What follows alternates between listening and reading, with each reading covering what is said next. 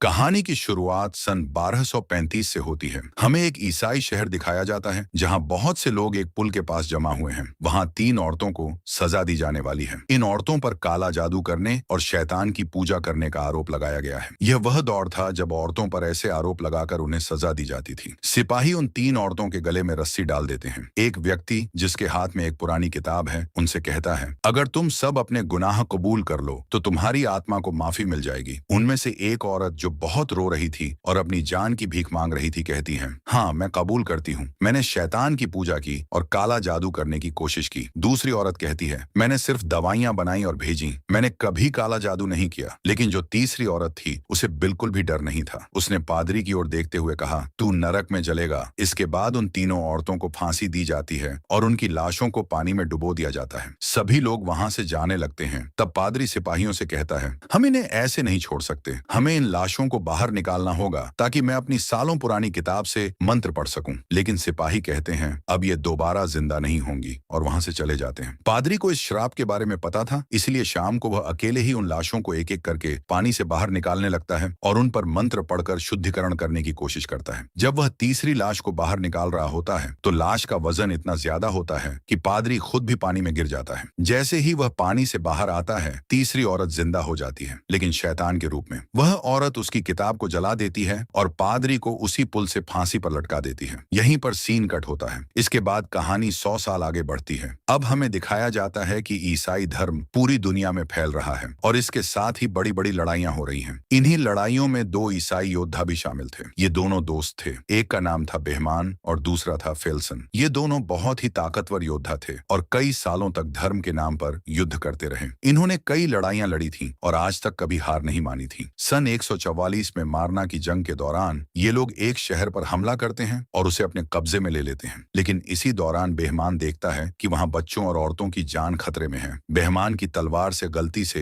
एक मासूम लड़की की जान चली जाती है। यह देखकर उसका दिल पिघल जाता है और वह अपनी लड़ाई वहीं रोक देता है। बेहमान कहता है, मैंने ईश्वर के लिए लड़ने की शपथ ली थी, बच्चों और मासूमों का कत्ल करने की नहीं। ग्रैंड मास्टर गुस्से में जवाब देते हैं, तुम वही करोगे जो चर्च की मर्जी होगी। तुम एक मामूली सिपाही हो। ईश्वर की आवाज मेरे कानों में गूंजती है। इस पर बेहमान गुस्से में कहता है, शायद वो ईश्वर की आवाज नहीं है जो आपके कानों में गूंज रही है। बेहमान और फेल्सन चर्च को छोड़ने का फैसला कर लेते हैं। ग्रैंड मास्टर उन्हें धमकी देता है, तुम दोनों ऐसे यहाँ से नहीं जा सकते, तुम्हें अपना वादा पूरा करना होगा। लेकिन कोई भी उन्हें रोक नहीं पाता। दोनों वह जगह छोड़ देते हैं और बागी बन जाते हैं क्योंकि उन्होंने चर्च के नियम तोड़ दिए थे। इसके बाद 1 महीने तक वे अपने लिए कोई नया ठिकाना ढूंढने में लगे रहते हैं। फिर एक दिन जब ये लोग समंदर के किनारे से गुजर रहे थे तो इन्हें कुछ मवेशी बिना चरवाहे के भटकते हुए मिलते हैं। आगे चलकर इन्हें एक घर नजर आता है। जब ये लोग उस घर के अंदर जाते हैं तो वो घर खाली होता है। घर की तलाशी लेने पर इन्हें घर के मालिक का पता चलता है। वहां एक औरत बुरी हालत में पड़ी होती है और उसका पति बिस्तर पर मरा हुआ मिलता है। दोनों एक खतरनाक बीमारी के कारण अपनी जान गंवा चुके थे। उनका पूरा शरीर बीमारी की वजह से बिगड़ चुका था। बेहमान और फेल्सन उस घर को जला देते हैं ताकि बीमारी फैलने से रोकी जा सके। रास्ते में फेल्सन बेहमान से पूछता है,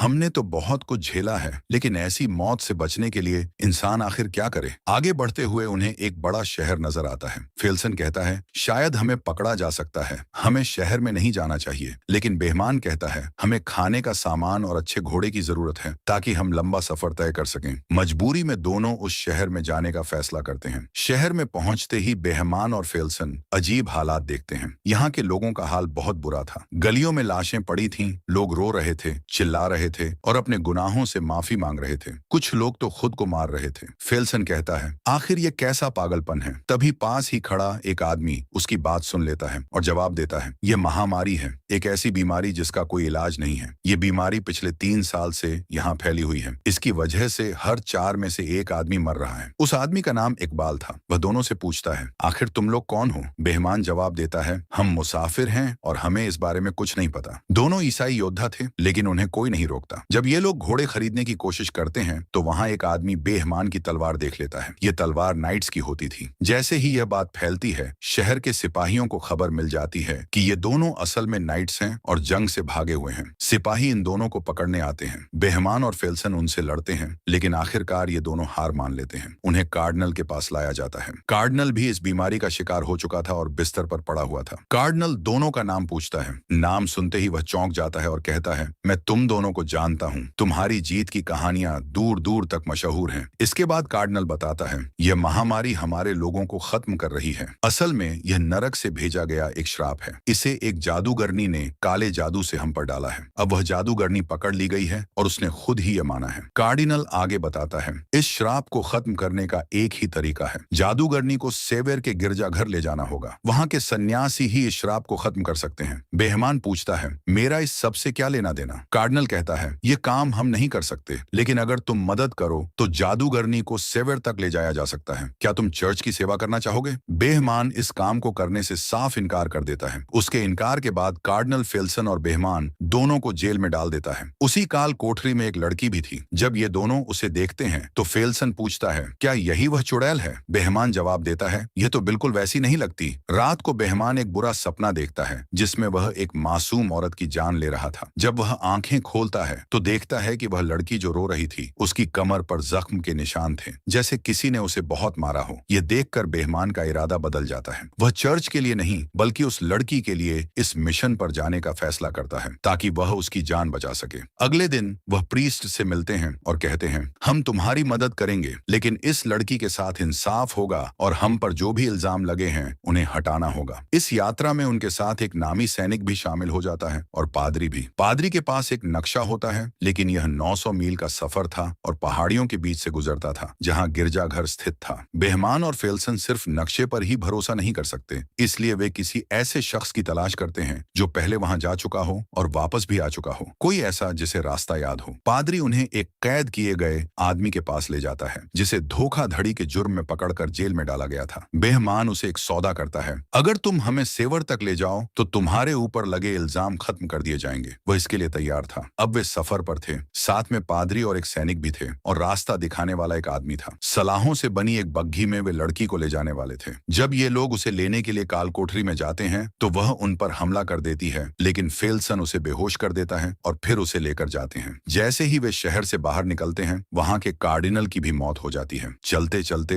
वह आदमी जो रास्ता दिखा रहा था लड़की को देख रहा था, तो वह पादरी से पूछता है, क्या ये हमें ही धोखा दे रही है? पादरी उसे समझाता है, अपना ध्यान कहीं और लगाओ, ये तो सिर्फ तुम्हें डराने की कोशिश कर रही है। एकार्ट कहता है, तुमसे कैसे पता कि यह लड़की जादूगरनी है और श्राप देने वाली भी वही है? पादरी कहता है, यह गांव में मिली थी, ये कुछ ऐसी बातें कर रही थी जिसे कोई भी नहीं समझ पा रहा था, और जैसे ही इसे हमारे शहर में लाया गया 7 दिन बाद महामारी फैल गई। जहां से भी यह गुजरी वहां का यही हाल हुआ। एकार्ट कहता है, हमारे गांव में किसी लड़की के आने की खबर नहीं सुनी, फिर भी वहां महामारी आई है। चलते चलते बेहमान और फेल्सन के बीच भी बातचीत होती है। फेल्सन कहता है, कोई हमारा पीछा कर रहा है। जब वे रुकते हैं तो उसे पकड़ लेते हैं। पादरी कहता है, यह कार्डिनल के यहाँ काम करने वाला एक मुलजिम है, इसका नाम केय है। बेहमान कहता है, अच्छा यही होगा कि तुम यहाँ से चले जाओ। लेकिन केय कहता है, नहीं, मैं तुम लोगों के साथ जाना चाहता हूँ, तुम सबकी सेवा करना चाहता हूँ, बदले में आप मुझे एक नाइट बना देंगे। फेल्सन उसे हंसी में उड़ा देता है, लेकिन फिर कुछ देर बाद एक लड़ाई होती है जिसमें वह फेल्सन को हरा तो नहीं सकता, लेकिन उसका डट कर मुकाबला करता है। इस बात से बेहमान उससे प्रभावित हो जाता है और उसे अपने साथ इस सफर में शामिल कर लेता है। रात को बेहमान और फेल्सन की लड़ाइयों की तारीफ की जाती है। जब बेहमान लड़की को खाना और कंबल देने जाता है तो वह लड़की उसे कहती है, तुम बाकी सबकी तरह नहीं हो, तुम अच्छे इंसान हो। फिर वह पूछती है,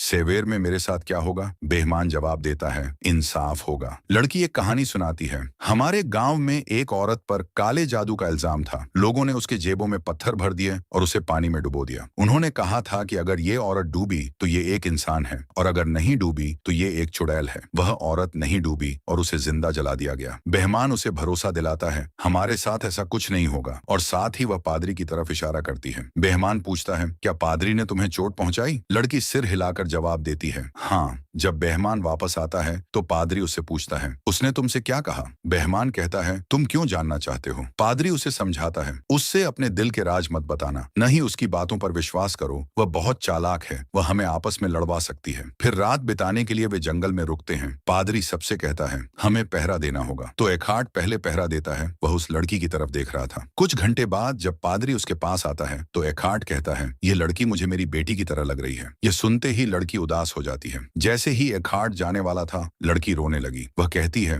मुझे इस पादरी के साथ अकेला मत छोड़ो। एकार्ट पूछता है, तुम्हें इससे डर क्यों लगता है? लड़की एकार्ट को पकड़ लेती है, उसे बचाने की कोशिश करते हुए। जैसे ही पादरी आगे आता है लड़की पादरी का हाथ जख्मी कर देती है और उसके गले से चाबी ले लेती है और वहां से भाग जाती है। ये शोर सुनते ही बेहमान, फेल्सन और के वहां पहुंचते हैं। पादरी से पूछते हैं कि क्या हुआ, तो पादरी बताता है कि वह लड़की भाग गई। वे सभी पास के गांव में जाते हैं ताकि उसे पकड़ सकें। उस गांव में भी महामारी फैल चुकी थी, वहां ज्यादा लोग नहीं थे और जो थे वे बीमार थे। फिर लड़की अपनी शक्तियों का इस्तेमाल करने की कोशिश करती है। जैसे ही एखार्ड को वह अपनी बेटी जैसी लगती है, वह उसकी ओर बढ़ता है तो केय को लगता है कि शायद वह उसे मारने के लिए बढ़ रहा है। वह अपनी तलवार आगे करता है और इस वजह से एखार्ड की मौत हो जाती है। यह देखकर केय बहुत घबरा जाता है और बार बार कहता है, ये मैंने क्या कर दिया, ये रुक नहीं रहे थे, मैंने इन्हें बहुत कहा लेकिन वे मुझे मीरा पुकारते हुए बढ़ रहे थे। इसी बीच वह लड़की भी मिल जाती है। वह रोते हुए कहती है, मुझे वापस मत ले जाओ, मुझे वहां से भागना पड़ा क्योंकि वह मेरे साथ बुरा करता था। असल में उसका मतलब पादरी की मौत से था और सभी बहुत दुखी थे। अगली सुबह लड़की को वापस बग्घी में कैद कर लिया जाता है और वे फिर से सेवर की ओर अपना सफर शुरू करते हैं। मगर जाने से पहले पादरी बेहमान से कहता है, तुम और बाकी सब लोग अपनी लिखी बातें जादूगरनी के सामने मत करना क्योंकि वह इन बातों का इस्तेमाल हमारे खिलाफ कर सकती है। कल रात एखार्ड अपनी बेटी के बारे में बात कर रहा था और जादूगरनी ने वह सुना। चलते चलते वे लोग रस्सी और लकड़ी के एक पुराने पुल के सामने रुक जाते हैं। एक आदमी कहता है कि वह 9-10 साल पहले यहाँ आया था, तब यह पुल ठीक ठाक स्थिति में था लेकिन अब यह बहुत कमजोर हो चुका है। इसे पार करना खतरे से खाली नहीं, खासकर जब उनके पास भारी बग्घी हो। फिर भी वे पुल पार करने का फैसला करते हैं और बग्घी को रस्सी से बांधकर धीरे धीरे आगे बढ़ाते हैं। इस दौरान पुल टूटने लगता है और के मरते मरते बचता है लेकिन लड़की उसकी जान बचा लेती है। किसी तरह वे पुल पार कर लेते हैं लेकिन जैसे ही वे दूसरी तरफ पहुंचते हैं पुल पूरी तरह टूट जाता है। पुल पार करने के बाद वे एक खतरनाक जंगल में दाखिल हो जाते हैं जहां रास्ता बिल्कुल भी साफ नहीं दिख रहा था। मजबूरी में वे जंगल में रात बिताने का फैसला करते हैं। रात में बेहमान लड़की के पास जाता है और उसे धन्यवाद देता है कि उसने पुल पर उसकी जान बचाई, लेकिन लड़की ऐसी बातें करने लगती है जिससे बेहमान को उस पर शक होने लगता है। रात के बीच में बेहमान की नींद खुल जाती है क्योंकि वह एक बुरा सपना देख रहा था। जागने पर वह देखता है कि एक आदमी हथियार लेकर बग्घी के पास खड़ा है। बेहमान उसे देखकर चौंक जाता है और वह कहता है, इसकी वजह से हम सब मारे जाएंगे, इसे मार डालो, इससे छुटकारा पाओ, कोई हमें नहीं रोकेगा। तभी फेल्सन वहां आता है और उस आदमी के हाथ से हथियार छीन लेता है। उसी समय लड़की उनकी बातें सुन रही होती है। अचानक वह भेड़ियों जैसी आवाजें निकालने लगती है। इससे पहले कि कोई कुछ समझ पाता,